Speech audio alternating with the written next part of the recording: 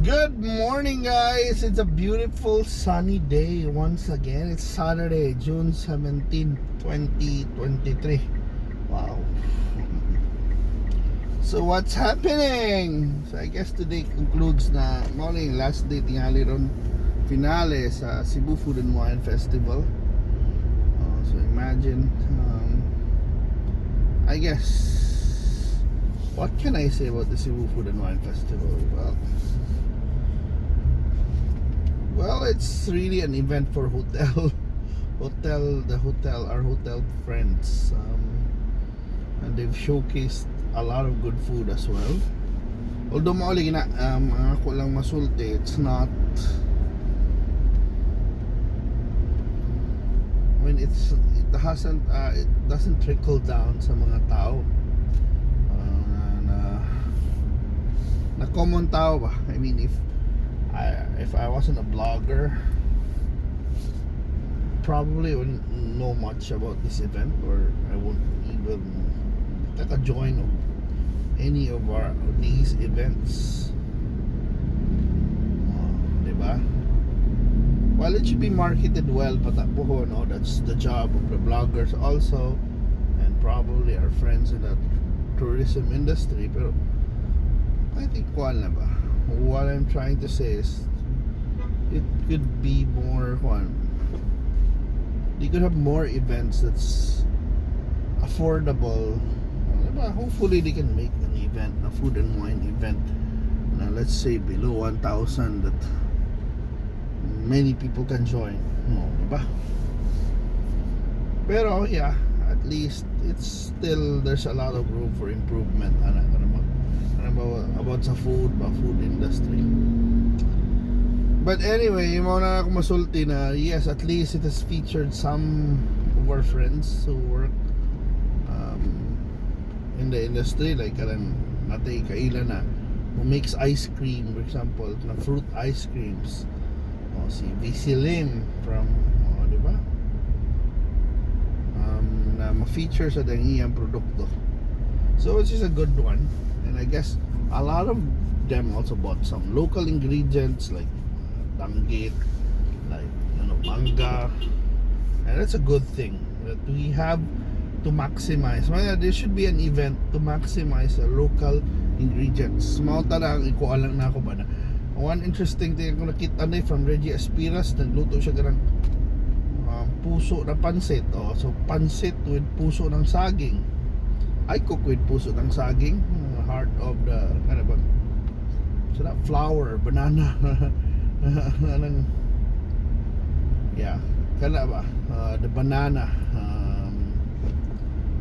so na tawag puso man tawag, but before it becomes fruit, it's like a flower, but it's heart shaped. It's a big heart shape. The barato na kaya na mga 25 pesos na sa carbon, 30 pesos, but I can make a wonderful bola out of it. Or pag nindot na as an extender, but also even if meatless, good, the puso ng saging is a good meat alternative. May uban yan sa buko, karapan bang ubod. It's nice that we have to appreciate what we have, the ingredients that we have in the age. We can have access to different ingredients, like my important ingredients.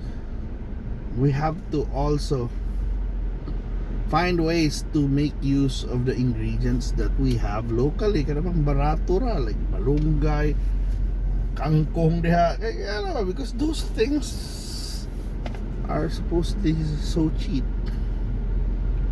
Diba? Kung mga malunggay panghatag naman sa probinsya, matod pa nila. Pero bao ginakong ikuan ba na, yeah, we have to find ways na ma-expose itong ingredients, magamit itong ingredients. I think natin mga herbs diyan na pwede na matubo sa tuwa, but because since we don't use it much, wala sad kaya na wala si market value ba, diba? For example, atong pasikato ng kangkong, mahal ginang kangkong, and we can even export kangkong. Example lang naman, whatever's abundant in our place, coconut, banana, Marabag we always say mag-import tagkuan, pero if it's possible we can get some things na dili imported, diba? Locally sourced, and you can have a lot of locally sourced na ingredients na para na ako, I think, underappreciated pa. There are. Pero hopefully magamit na nato matakol nila. Sila mga gilang expert sila ang nasa industry. That's a nice thing about Kwanzaa, mga Cebu Food and Wine na festival, that it allows chefs to be exposed to more some different ingredients, ingredients that they're not so familiar with, diba? To work with it. So mana ba na we have to make use of what is abundant, diba? For example, sa mga isda, diba? If we can just make, let's say, kung sa may abundant buron talagang bukid, what else? So yung mga kuanin nyo ba? Bulinaw, if we can make it gourmet, and we can make a lot of people happy. So kanaming ani na mga events ba allows us to create new signature dishes, new experiment. Who knows, we can create the next corn. Ano sa mga last na to na signature dish? We have mga adobo, humba,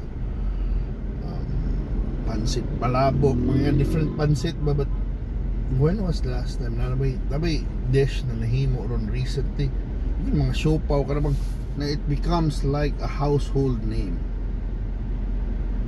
That should be the challenge sa ubang mga food technologists nato atong chefs, to create something ay mahimo ng uso ba. I think mga recent na mga dynamite lumpia, maybe that's kind of recent, but mao na ba, what's next? What should be our next one? For example, if we're gonna ang uban man, if ever they have a take on pungo, they wanna elevate it, right?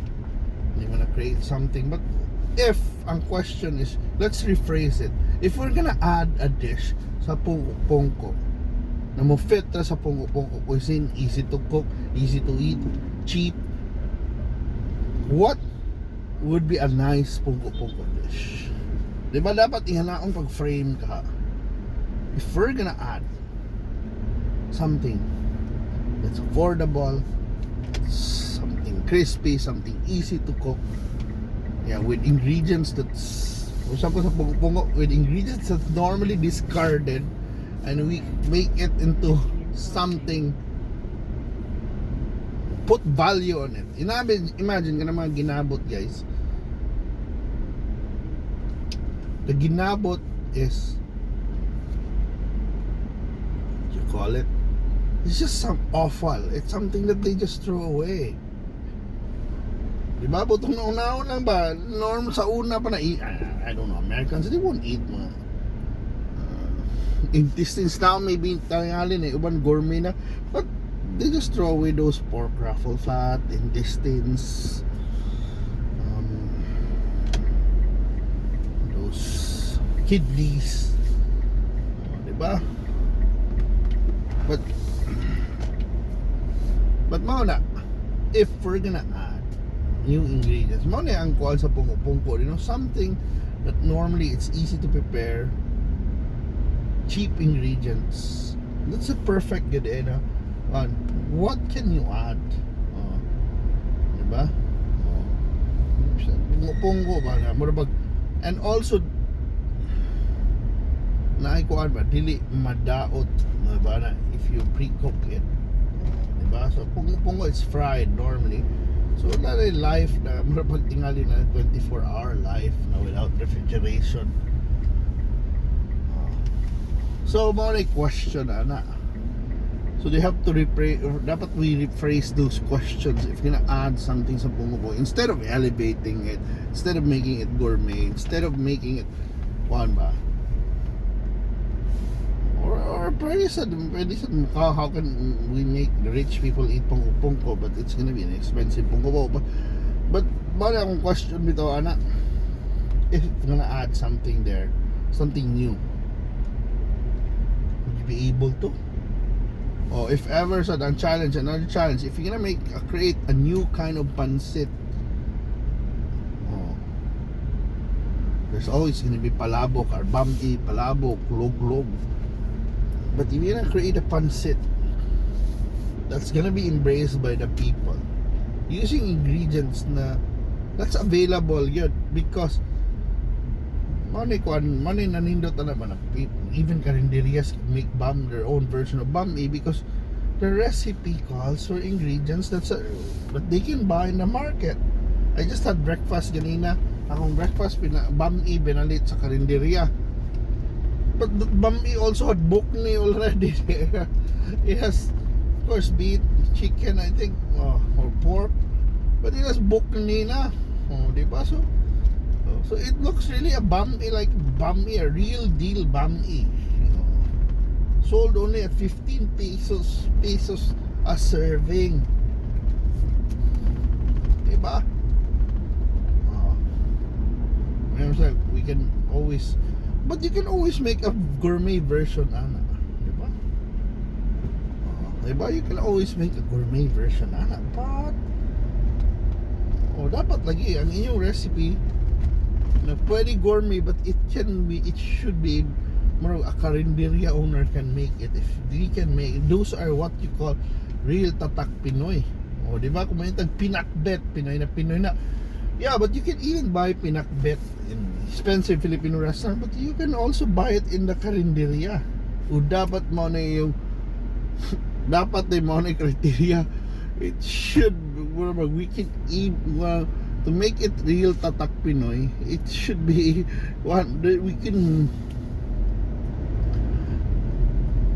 make a karinda version of it. Di ba na karinderya na maligyag sisig, mana humba, adobo, namin karinderya benta ng adobo, bulalo, puchero, bulalo, larang, so mabita na magsugod. That's why how hotels become one. Pero dapat, if you're gonna invent a dish, dapat that dish can be replicated by the karinderya owner. So dapat, I think, kung we're gonna make a food and wine festival, we should collaborate. Also, the chef should collaborate with karinderya people. Magnindot yun ang badge, the chef. Yes, there's such an exclusivity, a prestige, of course, be called a chef. But if you want to be a legend, your dish must land in the karinderya, that the whole country can enjoy, the people can enjoy, I mean the workers can enjoy. If you can make a 30 peso version of your gourmet dish, I think it will be called a classic na. So there you go, folks. Thank you so much for watching. Diba, kuya ako nag-storyaan karon, but yeah, what are your thoughts about that? Diba, kanang food, if you're gonna create something na marabag pwede himuon, i-replicate sa karinderya by using cheaper ingredients but still enjoyable. If you can make a 35 peso, 30 peso, 25 peso version, or even less, a version ng imong food nag-iimbento, I think you'll be a winner. Because come to think of it, ang shawarma sa Middle East is very cheap. It's below 100. Diba? Buto na that's mga hummus, falafel, they have that cheap version of that one. The pad thai, they have a cheap version of pad thai. Tama na, diba? I hope ngayon kadungog ani, and take the challenge, and I hope to see you na sa susunod na mga Drive, drive, glag, glag. Bye, bye, bye.